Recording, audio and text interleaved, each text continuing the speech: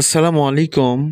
আজকে আমরা জানব সূরাতুল হাশরের শেষের 3টি আয়াত তেলাওয়াত করার ফজিলত মাগরিবের পরে এবং ফজরের পরে পড়লে কি হয়। তো আসুন আমরা হাদিস থেকে জেনে নিই।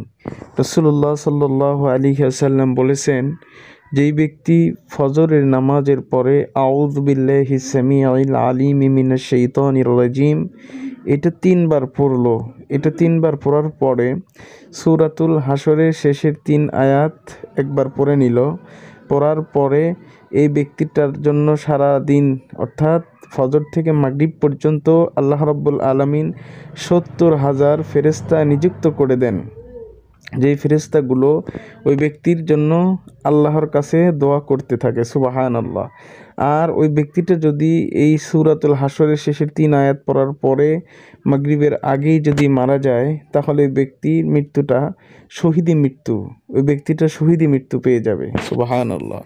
এইভাবে যদি আপনার আবার মাগরিবেও একইভাবে পড়ে নেয়, তো মাগরিব থেকে ফজর পর্যন্ত 70,000 ফেরেশতা তার জন্য দোয়া করতে থাকে, এবং আবার মাগরিব থেকে ফজরের মধ্যে যদি মারা যায় তাহলে সে শহীদি মৃত্যু পেয়ে যাবে।